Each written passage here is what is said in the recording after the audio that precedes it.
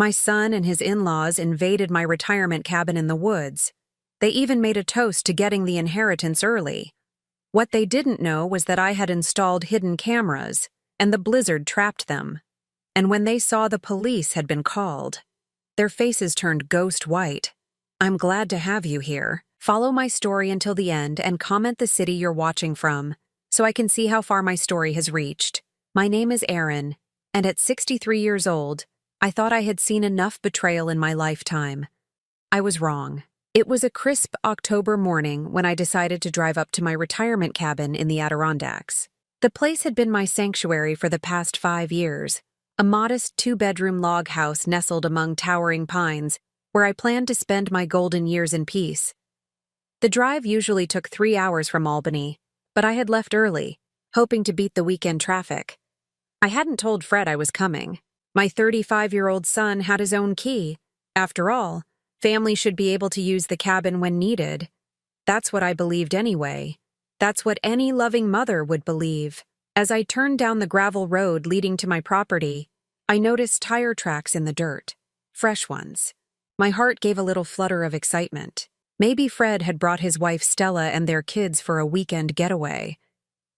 It had been months since we'd all spent time together, and despite our recent tensions, I missed my grandchildren terribly.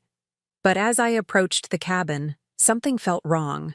Music was playing, loud music, and I could hear laughter echoing through the trees, multiple voices. This wasn't a quiet family retreat. I parked behind the trees, about 50 yards from the house, hidden from view. Call it intuition, call it paranoia, but something told me to observe before announcing my arrival. Through the large picture window, I could see movement inside. People were gathered around my dining table, and from the looks of it, they were having quite a celebration. I crept closer, staying in the shadow of the pine trees. My heart was pounding so hard I could hear it in my ears. As I got nearer to the window, the voices became clearer, and what I heard made my blood turn to ice. Finally free of the old controlling witch, Fred's voice carried clearly through the glass. My son, my only child, the boy I had raised alone after his father died, was sitting at my own table, raising a glass of what looked like my good bourbon. No more guilt trips, no more manipulation, just pure freedom. Stella, his 32-year-old wife, laughed that sharp, bitter laugh I had grown to recognize over the years. I told you she'd never change, baby. Some people are just toxic, even when they're family, especially when they're family. I pressed myself against the rough bark of a pine tree, my knees suddenly weak. Were they talking about me? My hands trembled as I strained to hear more. The best part, Stella continued, her voice dripping with satisfaction, is that she actually thinks we care about her opinion. All those years of pretending to listen to her advice, nodding along like good little children. She took a swig from her glass. God, I'm so tired of pretending. Fred nodded enthusiastically.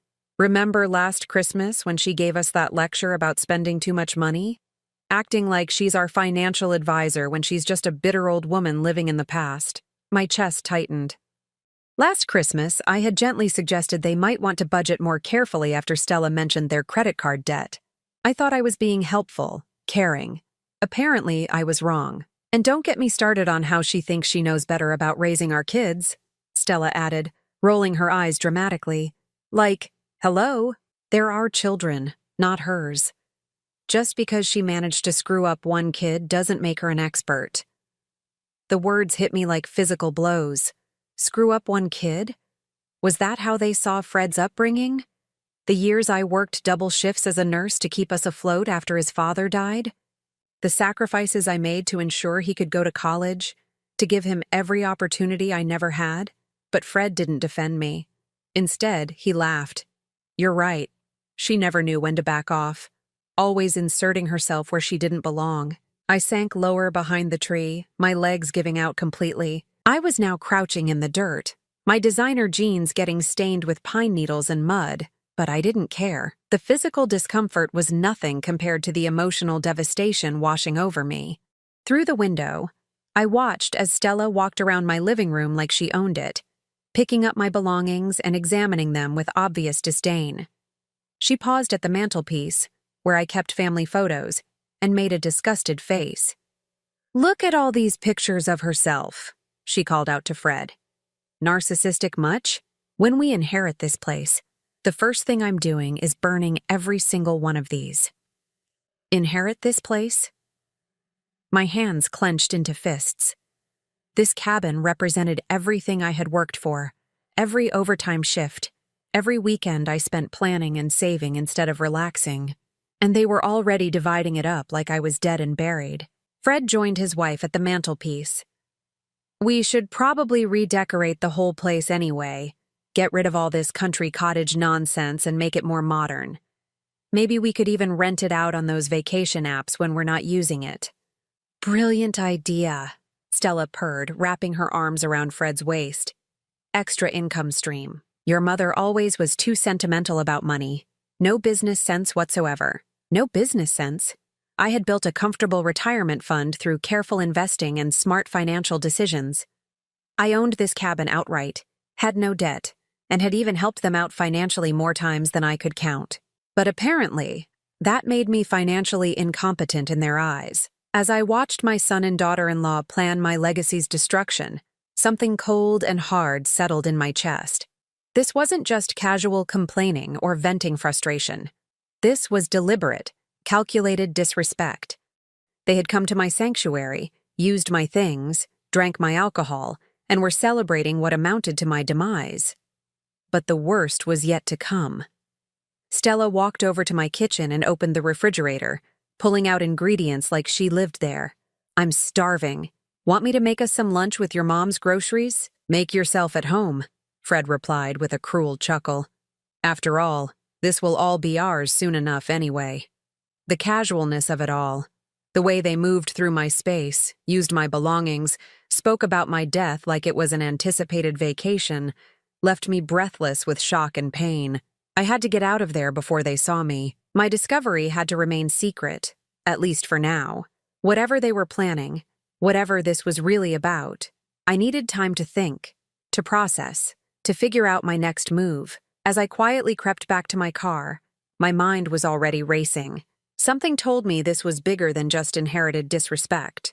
There was something calculated about their presence here, something planned, and I was going to find out exactly what my son and his wife were really up to. The drive back to Albany passed in a blur of tears and rage. By the time I reached my apartment, I had made a decision that would change everything. If Fred and Stella wanted to play games with my life and my legacy, they were about to learn that this old woman still had a few tricks up her sleeve. The next morning, I called in sick to my part-time job at the community health center. At 63, I didn't really need to work anymore, but I enjoyed helping people and it kept me busy. Today, however, I had more pressing matters to attend to.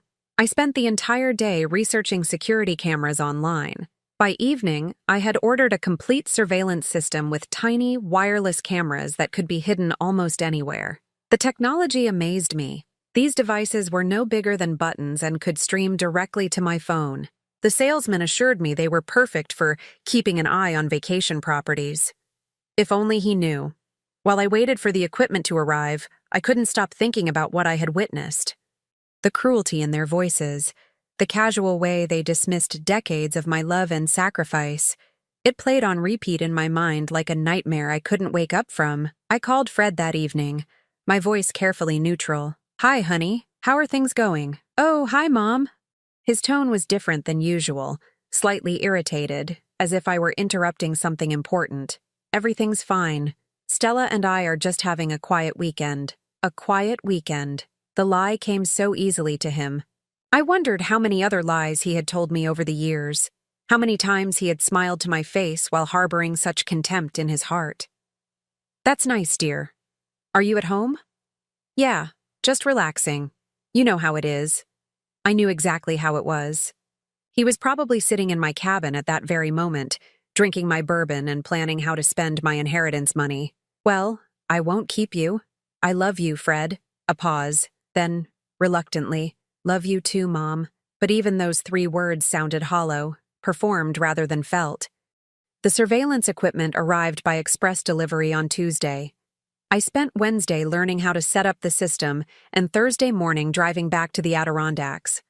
This time, I parked even further away and hiked through the woods to approach the cabin from behind. They were still there.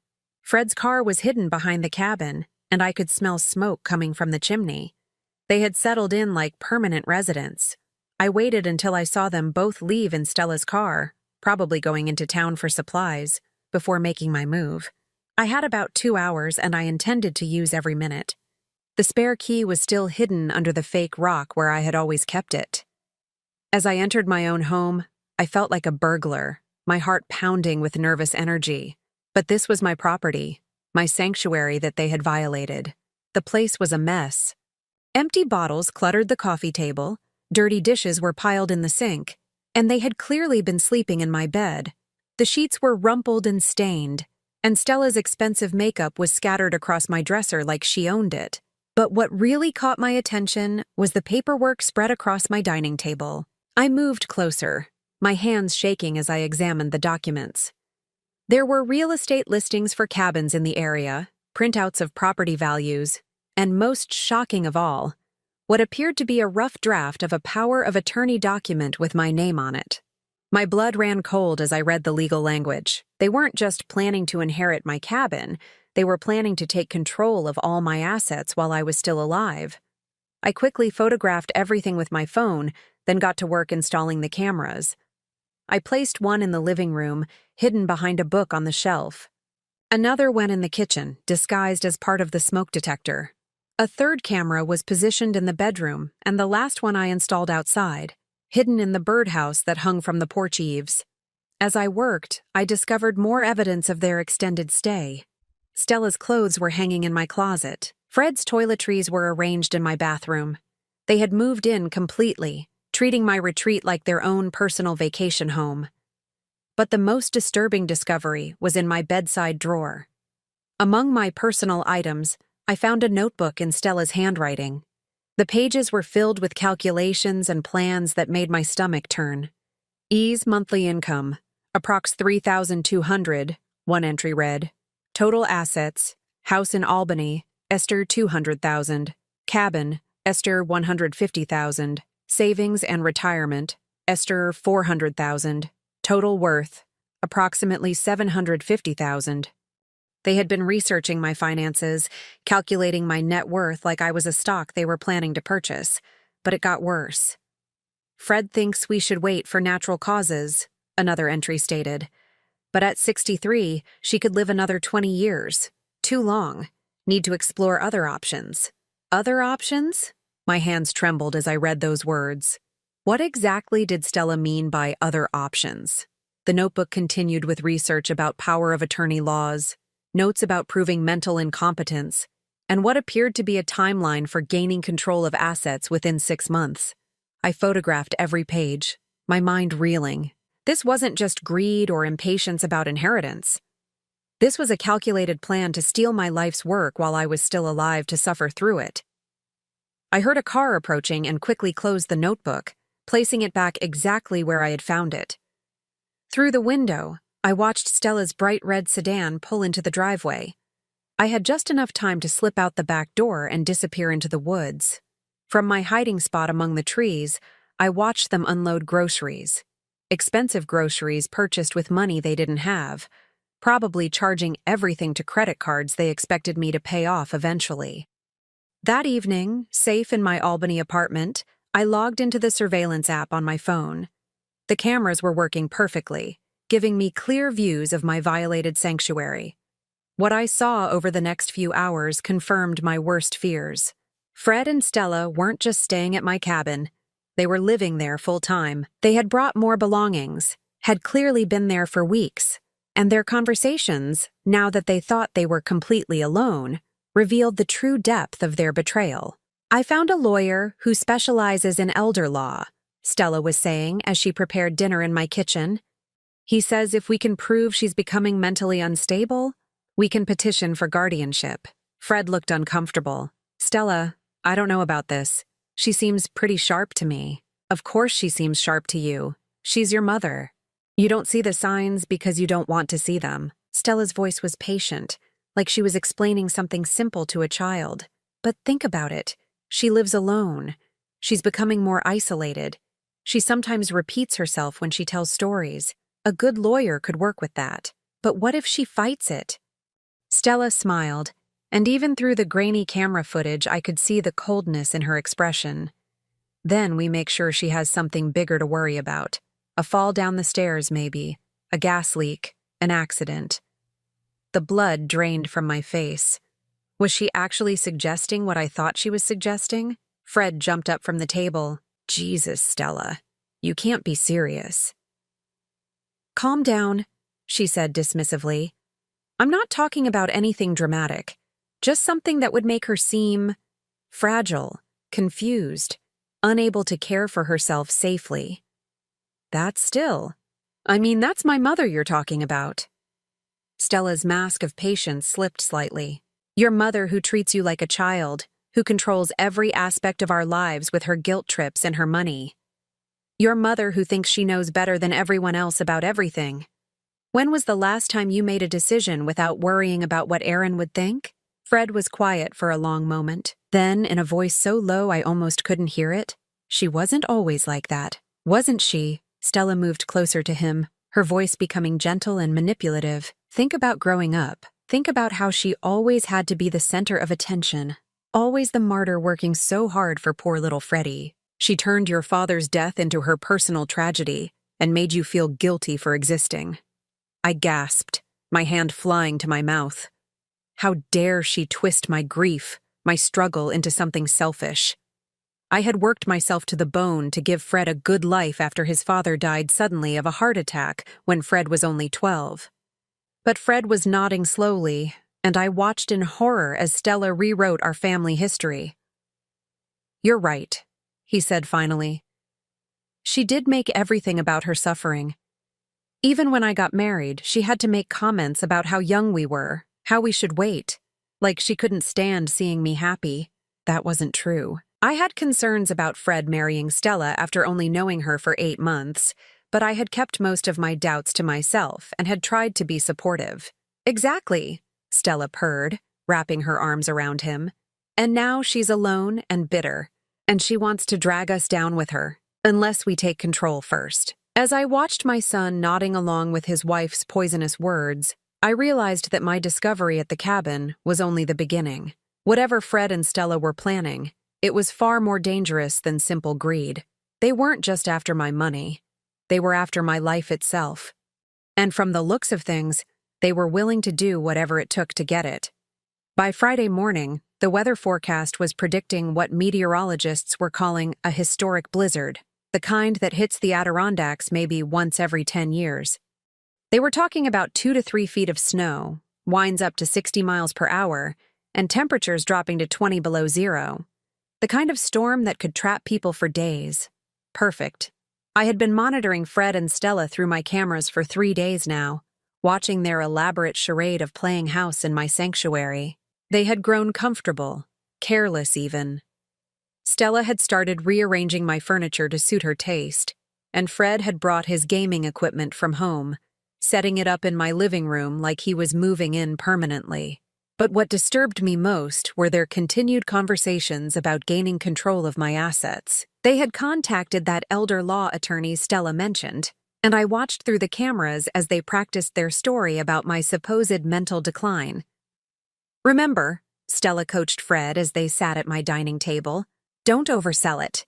Just mention how she's been repeating herself, how she seems confused about dates sometimes.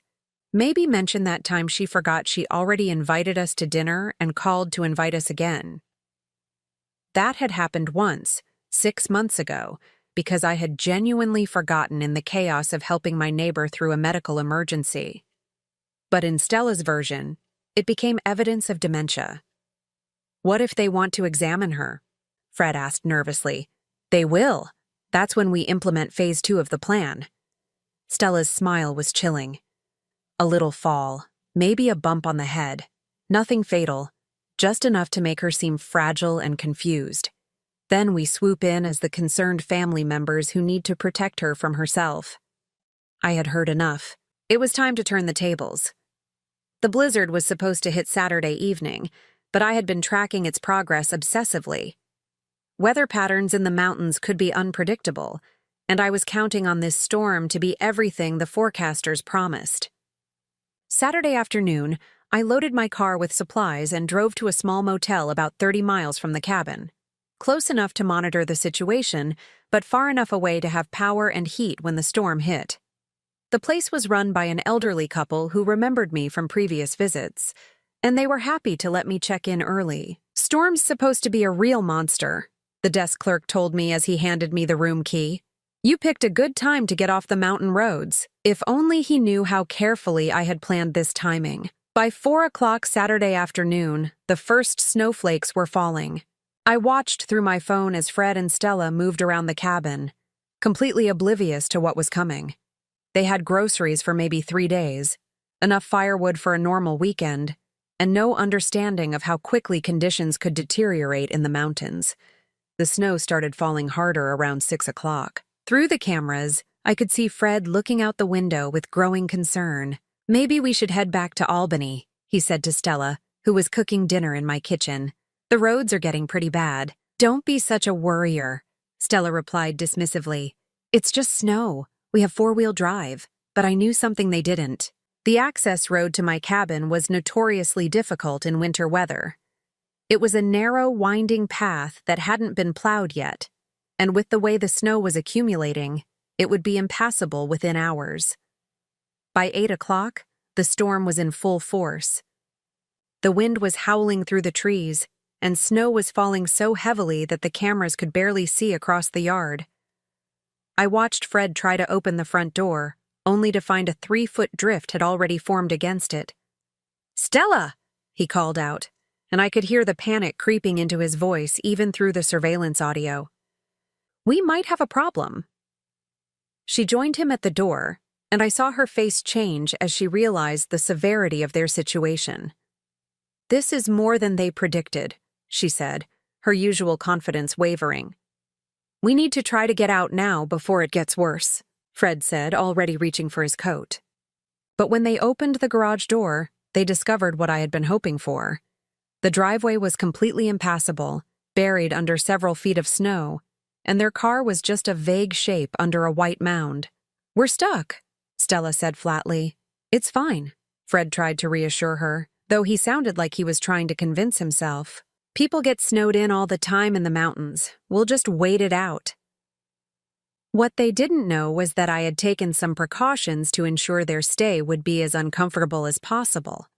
3 months ago, when I first started suspecting something was wrong with Fred's behavior, I had upgraded the cabin's heating system to a smart thermostat that I could control remotely. I had also installed a master electrical panel that would allow me to control power to different parts of the house from my phone. As the storm raged outside, I began my own campaign from the safety of my motel room. First, I turned the heat down to 55 degrees, not enough to cause real harm, but cold enough to make them miserable. Within an hour, I could see them bundling up in extra clothes and starting a fire in the fireplace. "Why is it so cold in here?" Stella complained, checking the thermostat. "This thing says 55 degrees. Fred examined the unit, pressing buttons randomly. "I don't know how to work Mom's fancy system. Maybe the storm affected it somehow." "Well, figure it out. I'm freezing." But no matter what Fred did, he couldn't override my remote control. I watched with grim satisfaction as they piled blankets on the couch and huddled together by the fire. Around midnight, I cut the power to the kitchen. The refrigerator went dark, along with the microwave and electric stove.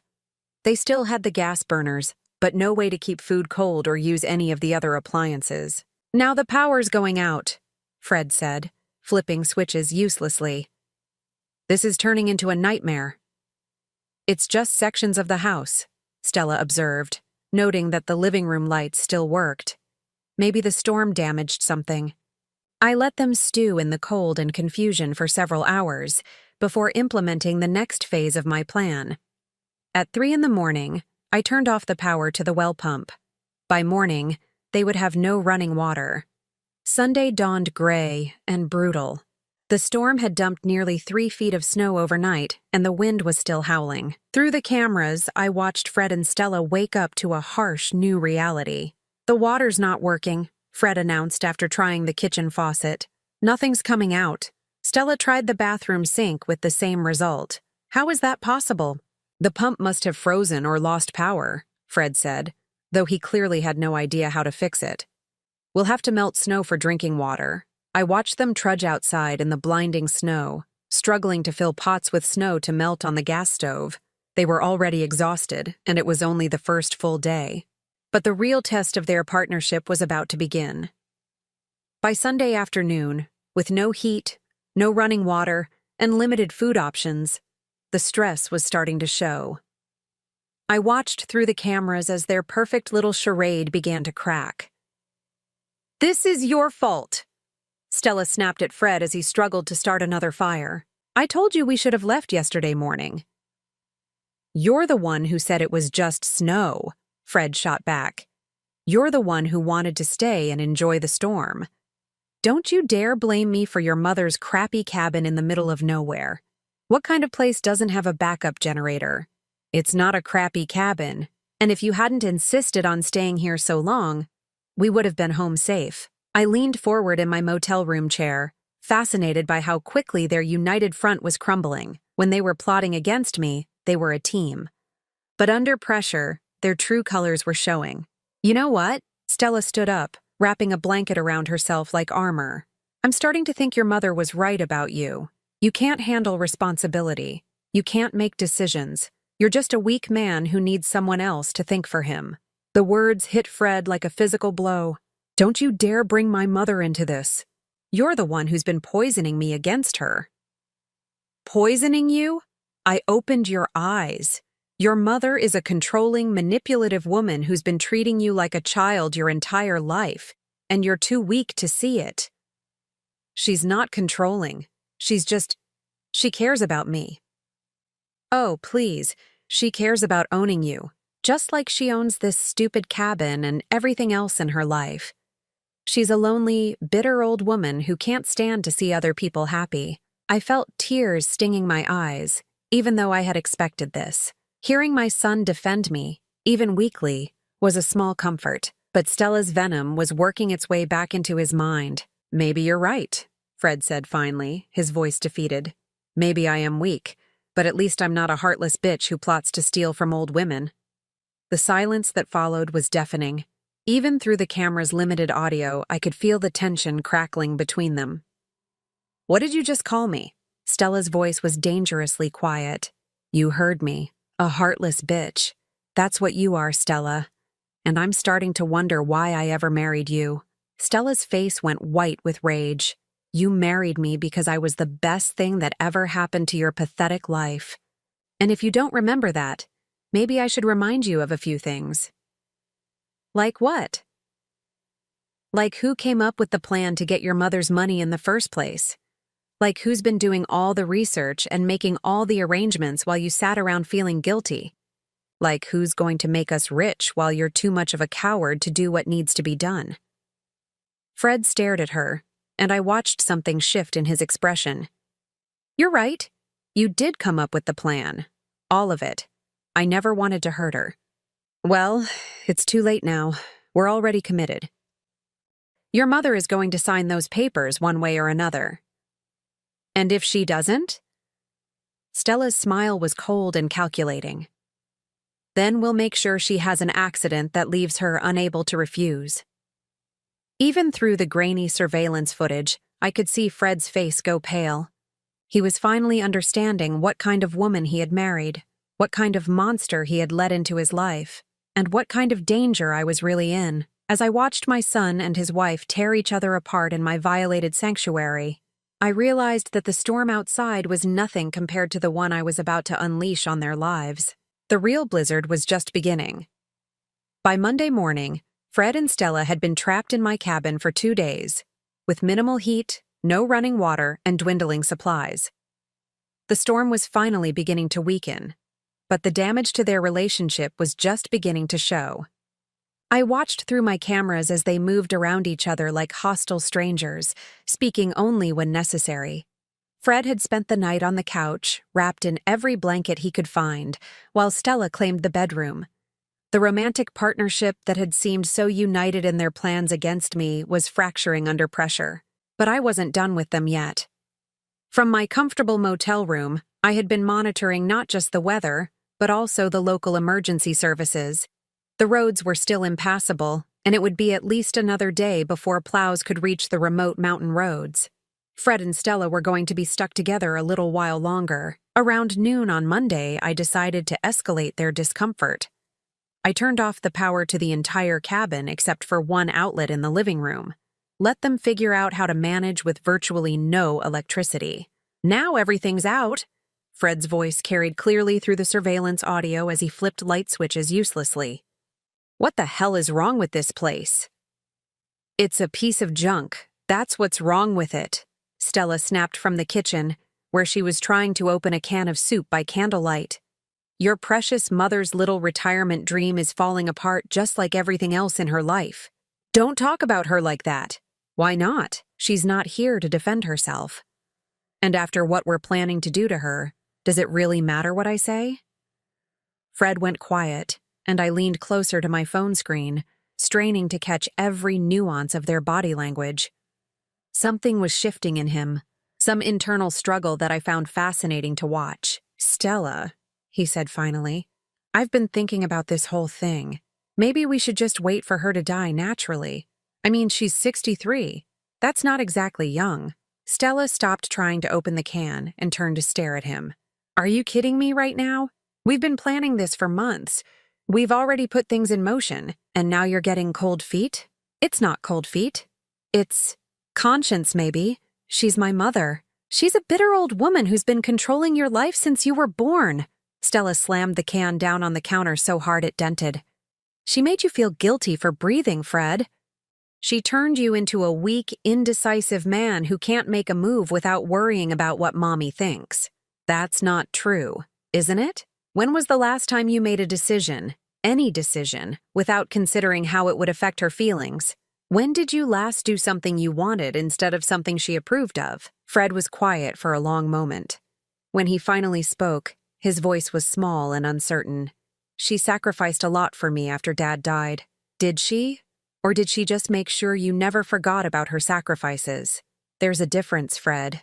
A manipulative parent doesn't let you forget what they've done for you. They use it as a weapon. I felt like I had been punched in the stomach. Was that really how Fred saw my love? Had every sacrifice I made, every extra shift I worked, every dream I deferred for his sake, had all of that been perceived as manipulation? But Stella wasn't finished destroying my son's faith in me. You want to know something funny? She continued, her voice taking on a cruel edge. Your mother isn't even your biological mother. The words hung in the air like a bomb waiting to explode. Fred went completely still. What did you just say? You heard me. She's not your real mother. Well, she gave birth to you, but you're not her husband's child. That's impossible. You're lying. Stella pulled out her phone, scrolling through what looked like saved photos. Remember when I was helping her organize those old photo albums last Christmas?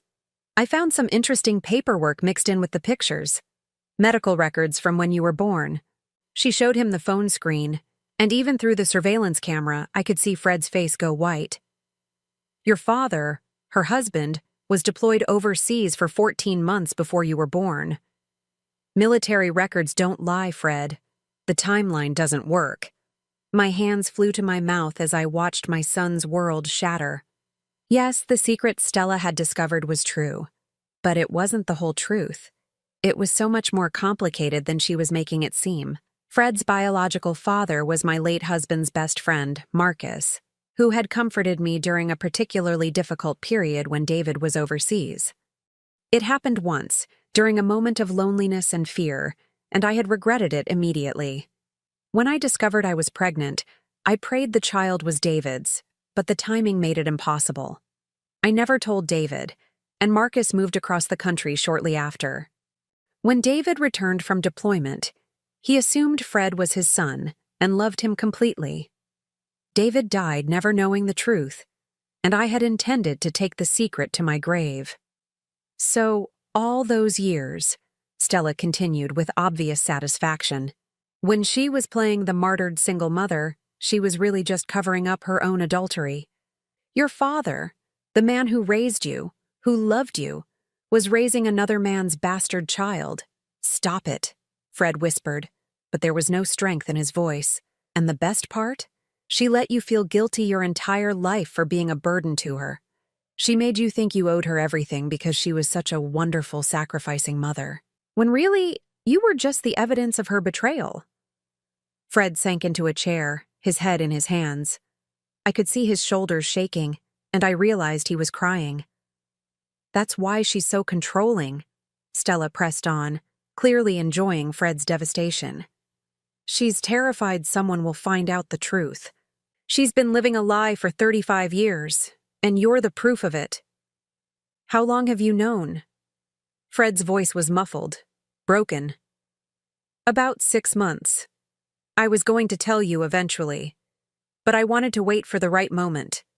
This seemed like a good time to open your eyes about who your mother really is. 6 months. Stella had been sitting on this information for 6 months, waiting for the perfect moment to use it as a weapon. The calculated cruelty of it took my breath away. She doesn't deserve your guilt, Fred. She doesn't deserve your love. She certainly doesn't deserve your protection. She's a liar and a cheat who destroyed your family before you were even born. I watched my son struggle with this revelation, seeing him rewrite every memory, every moment of our relationship through this new, distorted lens. Stella was taking my greatest shame, my deepest regret, and turning it into a justification for destroying what was left of our family. But he still raised me, Fred said weakly. Dad still loved me. Because he didn't know the truth. Don't you think he deserved to know? Don't you think he had a right to decide whether he wanted to raise another man's child? I don't. I can't. Your mother robbed him of that choice. She robbed you of knowing your real father.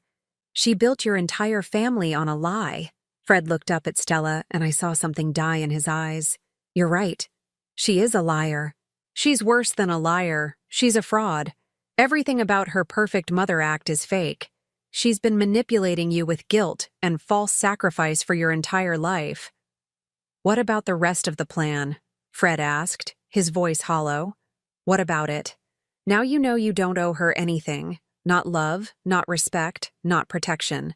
She's just an obstacle between us and the financial security we deserve. The power of attorney papers are already drawn up. We just need her signature. And after what you've learned today, I don't think you'll have any trouble getting it. Fred was quiet for a long time. When he finally spoke, his voice was different, harder, colder. What if she refuses to sign? Stella smiled, and there was something genuinely frightening about her expression. Then we proceed with the backup plan, a little accident that leaves her confused and dependent. Then we petition for guardianship based on her mental incapacity. What kind of accident? Nothing too dramatic. Maybe she falls down the stairs at her apartment, hits her head just hard enough to cause some confusion, some memory problems. Tragic, but not suspicious. You want me to hurt my own mother? She's not your mother, Fred. Not really. She's just the woman who lied to you for 35 years and let you think you killed your father with the stress of raising a bastard child. I gasped, my hand flying to my mouth. David had died of a heart attack when Fred was 12, but it was genetic. His father and grandfather had both died young of heart disease. Fred had never blamed himself for David's death, had never even suggested such a thing. But now Stella was planting that seed of guilt, twisting the knife even deeper. I never thought. Dad's heart attack wasn't it? The stress of working extra jobs to support you, the financial pressure, the sleepless nights worrying about your future. You think that didn't contribute to his early death? It was a lie, a horrible manipulation, but I could see it working on Fred's devastated psyche. Stella was taking every good memory, every loving moment, and poisoning it with suspicion and false guilt. She owes you more than money, Stella continued. She owes you a lifetime of lies. Taking her assets isn't theft. It's compensation for what she stole from you. Fred nodded slowly, and I watched my son transform before my eyes from a confused, guilty man into someone harder and more dangerous. "You're right," he said finally. "She does owe me. So you'll do whatever it takes to collect?" "Yes, whatever it takes." As I watched this conversation unfold, I realized that Stella hadn't just revealed my secret to hurt Fred. She had weaponized it, turned it into justification for whatever they were planning to do to me. And from the cold determination I now saw in my son's eyes, I knew that whatever was coming next was going to be far worse than anything I had imagined. The storm outside might have been weakening, but the real tempest was just beginning, and I was about to find out exactly how far my own son would go to destroy the woman who had raised him. Even if that woman wasn't perfect, even if she had made terrible mistakes, even if she had loved him more than her own life, despite everything. Tuesday morning brought the sound of snowplows in the distance, their rumbling engines cutting through the mountain silence like mechanical thunder. From my motel room, I watched the surveillance footage as Fred and Stella heard the same sound and rushed to the windows of my cabin. "Finally!" Stella exclaimed, pressing her face against the glass. "We can get out of this nightmare," but I had other plans. Over the past 3 days, I had been busy with more than just watching my son and daughter-in-law destroy each other. I had been building a case. Every conversation, every revelation, every damning word had been recorded on my surveillance system. But more importantly, I had been gathering evidence of their illegal activities. The forged power of attorney documents, the research into my financial assets, the plans to have me declared mentally incompetent, and most damning of all, their recorded conversations about causing me accidents to facilitate their theft. At 9:30 Tuesday morning, I made the call I had been planning for days. "State Police, how can I help you?" "This is Aaron Walsh. I need to report a break-in and attempted fraud at my property in the Adirondacks." My voice was steady, calm, betraying none of the emotional turmoil of the past few days. "What's the nature of the incident, ma'am?" "My son and his wife have illegally occupied my cabin and are planning to steal my assets through forged documents and false claims of mental incompetence. I have video evidence of everything." There was a pause. "Ma'am, are you sure this isn't a family dispute that should be handled civilly?" "Officer, they have discussed causing me physical harm to facilitate their theft. This is criminal conspiracy, fraud, and potentially attempted assault. I have hours of recorded evidence." That got their attention. Within an hour, I was sitting in the county sheriff's office, handing over copies of every recording, every photograph, every piece of evidence I had gathered. Sheriff Rebecca Martinez listened with growing amazement as I played back Fred and Stella's conversations. "Mrs. Walsh," she said when I finished, "this is one of the most comprehensive cases of elder abuse conspiracy I've ever seen.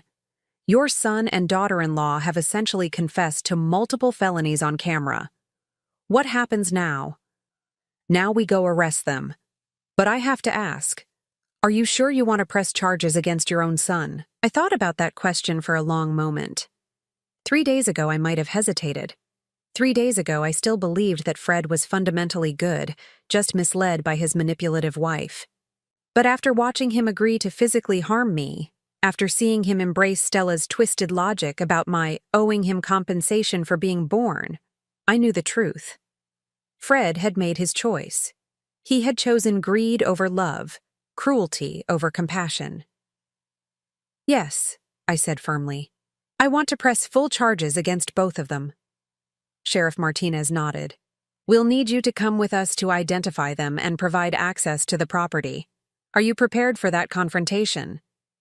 "I've been preparing for it all week." The caravan of police vehicles wound up the mountain road slowly, snowplows having cleared only a single lane. I rode in the sheriff's SUV, my hands folded calmly in my lap despite the storm of emotions raging inside me. Through my phone app, I could see Fred and Stella packing frantically, trying to erase evidence of their extended stay. They had found some of the surveillance cameras, not all of them, but enough to realize they might have been observed. "Do you think she knows?" Fred was asking anxiously as he stuffed legal documents into a bag. "How could she know? She's been in Albany this whole time, Stella replied, but her voice lacked its usual confidence. We just need to get out of here and regroup. What if the cameras recorded us talking about the plan? Then we deny everything. It's our word against some fuzzy surveillance footage. No one's going to believe a lonely old woman's paranoid fantasies. But as we pulled into the clearing around my cabin, I saw their faces change through the window. 3 police vehicles, a sheriff's SUV, and an ambulance. Because when you're arresting people for conspiracy to commit elder abuse, you prepare for anything. Oh my God, Stella whispered, grabbing Fred's arm. This is not good. Maybe it's about something else, Fred said desperately. Maybe someone else reported the break-in. Who else would? Oh no, oh no, oh no, oh no. Through the surveillance cameras, I watched them realize the truth at the same moment I stepped out of the sheriff's vehicle. Even from a distance, I could see the color drain from their faces. She's here, Fred said, his voice barely audible. Mom's here. With the police? Stella added unnecessarily. Sheriff Martinez approached the cabin's front door while I hung back, still recording everything on my phone.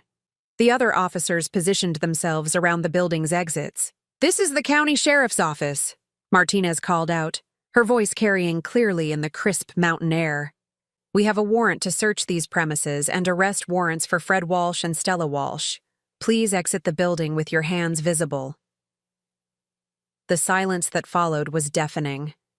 Through my camera feeds, I could see Fred and Stella standing frozen in my living room, clutching each other like drowning people. What do we do? Fred whispered. We lawyer up and say nothing, Stella hissed back. Nothing at all. Fred Walsh and Stella Walsh, the sheriff called again. You have 30 seconds to exit voluntarily or we're coming in. The front door opened slowly, and Fred emerged first, his hands raised, his face pale with shock and fear. Stella followed, her usual composure completely shattered. When they saw me standing behind the police vehicles, their expressions went through a remarkable transformation. Fred looked devastated, like a child caught in the worst possible lie. But Stella looked furious.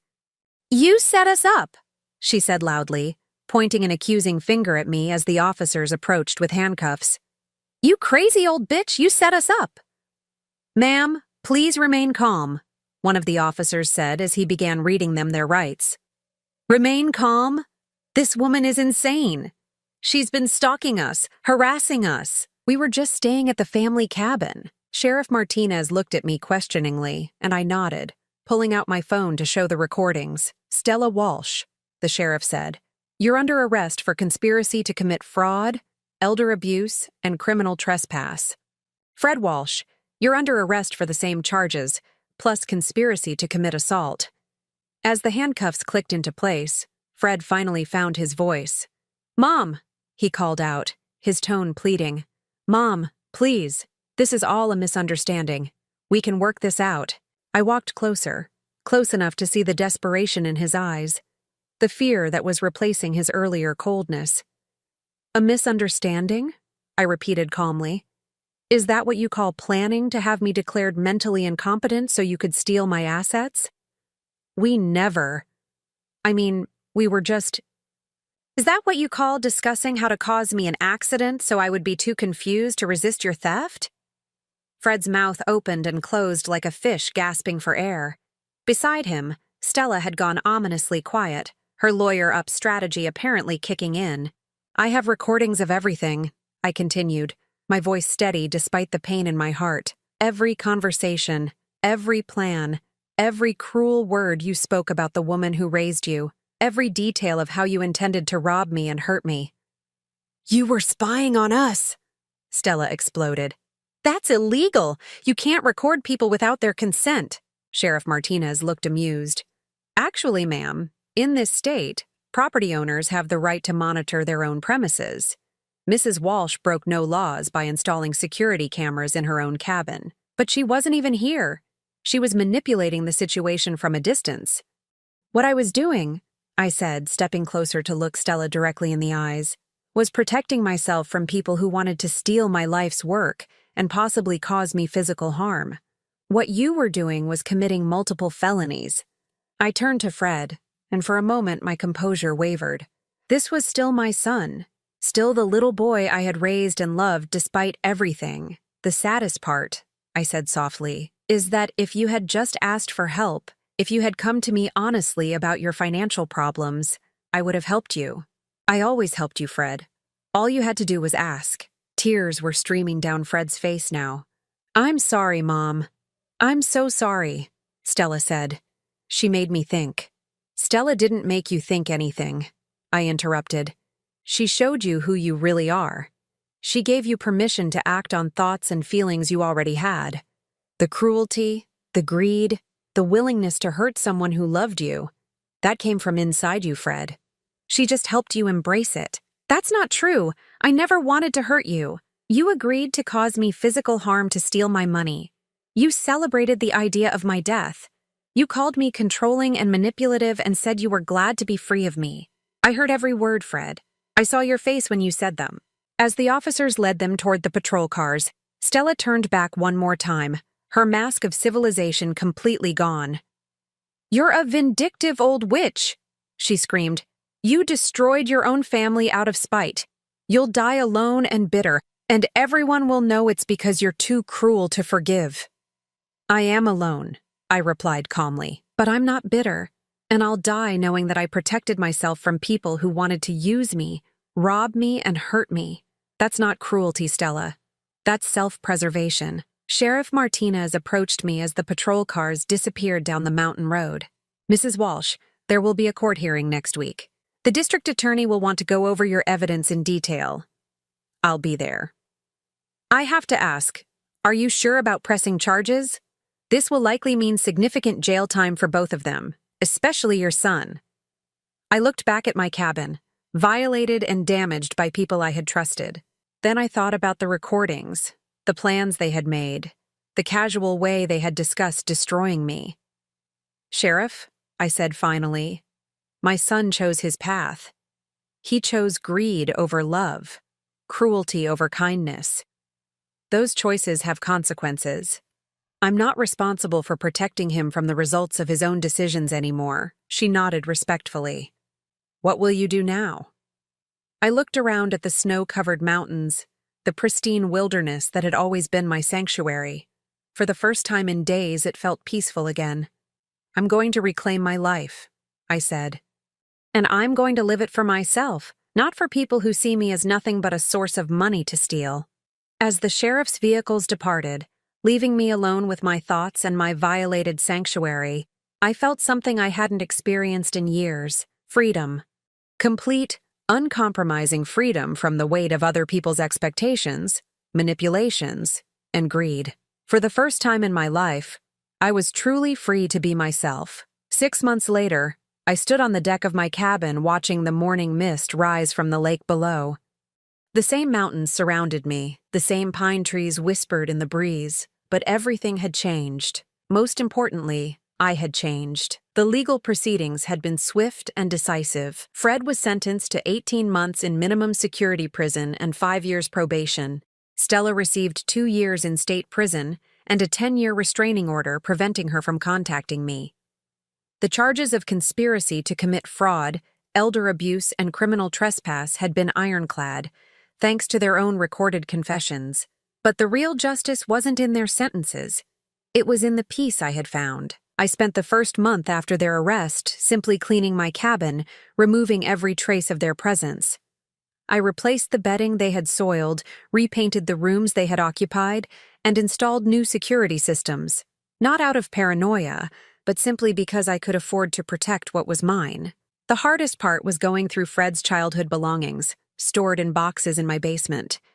Photos of birthday parties, school awards, Mother's Day cards written in crayon. All the evidence of a relationship I had thought was built on love, but which had apparently been poisoned by resentment I never knew existed. I burned most of it in a ceremonial fire by the lake one evening in November. Not out of spite, but out of necessity. I needed to let go of the mother I had been, the woman who had defined herself through sacrifice and service to ungrateful people. The woman I was becoming was someone entirely different. My first step toward rebuilding my life was updating my will. Everything I owned would now go to charity. Specifically, organizations that helped elderly people protect themselves from financial abuse. If my assets couldn't benefit my family, they would at least protect other families from similar betrayals. The second step was more personal. I hired a genealogist to help me locate Marcus, Fred's biological father. After 35 years, I felt I owed him the truth about his son, even if that truth was painful. We met at a quiet restaurant in Portland, where Marcus had built a successful career as an engineer. He was 68 now, graying and distinguished, with Fred's same eyes and stubborn chin. When I told him everything, about Fred's birth, about the secret I had kept, about what his son had become, he listened with quiet dignity. "I always wondered," he said finally. "When I saw his picture on your Christmas cards, the resemblance was striking. But I assumed I was seeing things I wanted to see. Do you want to meet him?" I asked. "When he gets out of prison?" Marcus was quiet for a long time, staring out the restaurant window at the harbor beyond. "What kind of man did he become, Aaron?" "Really?" I told him the truth. About Fred's weakness, his willingness to be manipulated, his ultimate choice to participate in plans to hurt me. I didn't sugarcoat anything or make excuses. "Then no," Marcus said sadly. "I don't think I want to meet him. I've built a good life, raised 3 children who love and respect me. I don't need the complications of a son who would plot against his own mother." We parted on good terms, but with the understanding that this chapter was closed. Some secrets, once revealed, don't lead to healing. Sometimes they just confirm that the choices made long ago were the right ones. My third step toward freedom was the most challenging, learning to be alone without being lonely. For decades, my identity had been wrapped up in being needed. I was Fred's mother, the woman who sacrificed for her child. I was the reliable friend who could be counted on to help in any crisis. I was the dependable employee who stayed late and worked holidays. Now, for the first time since I was 28 years old, I had no one depending on me for anything. The silence was terrifying at first. No phone calls asking for money or advice or emotional support. No guilt trips about missed dinners or forgotten birthdays. No one monitoring my choices or questioning my decisions. Just quiet. I spent my first Christmas alone in 40 years, and instead of feeling sad, I felt liberated. I cooked exactly what I wanted to eat, watched movies I enjoyed, and went to bed early without worrying about anyone else's schedule or needs. On New Year's Eve, I threw my own party. A party of one, with good wine and better music, celebrating not the arrival of a new year, but the death of an old version of myself. Spring brought new beginnings in ways I hadn't expected. I joined a hiking group for women over 50, and for the first time in decades, I made friends who knew nothing about my past, who liked me for who I was rather than what I could do for them.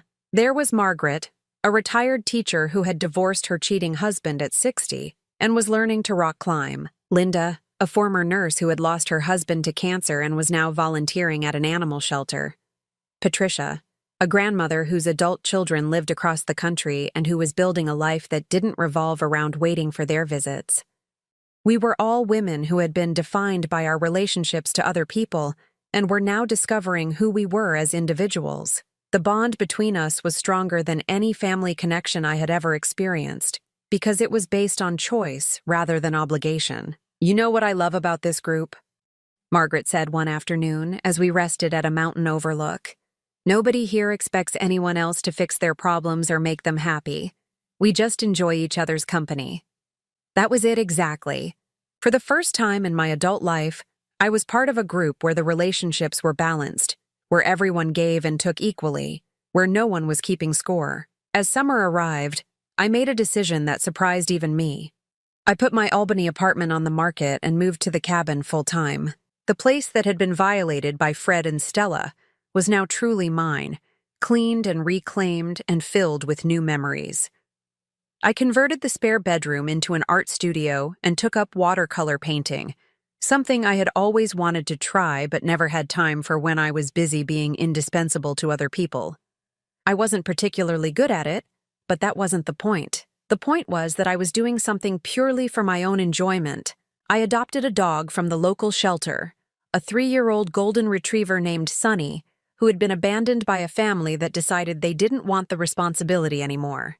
The irony wasn't lost on me, but Sunny and I understood each other. We were both learning to trust again. On a warm evening in July, exactly 1 year after I had discovered Fred and Stella's betrayal, I received an unexpected letter. It was from Fred, written in the careful handwriting I remembered from his childhood homework. "Dear Mom," it began, and I almost stopped reading right there. But curiosity won out. "I know you probably don't want to hear from me, and I understand why. I've had a lot of time to think about what I did, what we did, and I'm horrified by the person I became. Stella is divorcing me, by the way. She blames me for getting caught, says I was too weak to go through with the plan properly. Maybe she's right about that. I'm not writing to ask for forgiveness or to make excuses. I know what we did was unforgivable. I just wanted you to know that I remember now who you really were when I was growing up. I remember the night shifts you worked so I could have new school clothes. I remember how you sat with me in the emergency room when I broke my arm, even though you had worked a double shift and were exhausted. I remember the way you cheered at my graduation, louder than any other parent there. Stella convinced me that those memories were fake, that you were just manipulating me with false love. But they weren't fake. They were real. And you were real. And I threw it all away for money that wasn't even mine to take. I don't expect anything from you. I just wanted to say I'm sorry, and that I finally understand what I destroyed. When I get out of here, I'm going to try to become the kind of man you deserve to have as a son. I know it's too late for us, but maybe it's not too late for me to be better than I was. I hope you're happy, Mom. I hope you're finally free to live for yourself instead of for people who didn't appreciate what they had. Love, Fred P.S. I never thanked you for not telling me about my biological father when I was young. I understand now why you kept that secret. You were protecting me from confusion and pain, just like you protected me from everything else. Thank you for that. I read the letter 3 times, sitting on my deck with Sunny at my feet, and my evening tea growing cold in my hands. There was genuine remorse in Fred's words, real understanding of what he had lost and why. But it was too late. Not because I couldn't forgive him. I had already forgiven him, for my own peace if nothing else. It was too late because I was no longer the woman who needed to be needed, who defined herself through her relationships with other people. I was someone new now. Someone who painted terrible watercolors because they made me happy. Someone who hiked mountains with friends who chose to spend time with me. Someone who went to bed when she was tired and ate what she wanted, and made decisions based on her own desires rather than other people's expectations. I was free. That evening, I wrote a short letter back to Fred. I accept your apology, and I hope you do become a better man. But I won't be part of that journey. I've spent enough of my life helping other people find themselves. Now I'm focused on my own path. I wish you well, but from a distance. Aaron. I didn't sign it Mom because I wasn't his mother anymore, not in any way that mattered. The next morning, I mailed the letter and then took Sunny for a long walk through the woods. We followed deer trails and discovered hidden streams, exploring territory I had never seen before despite owning this land for years.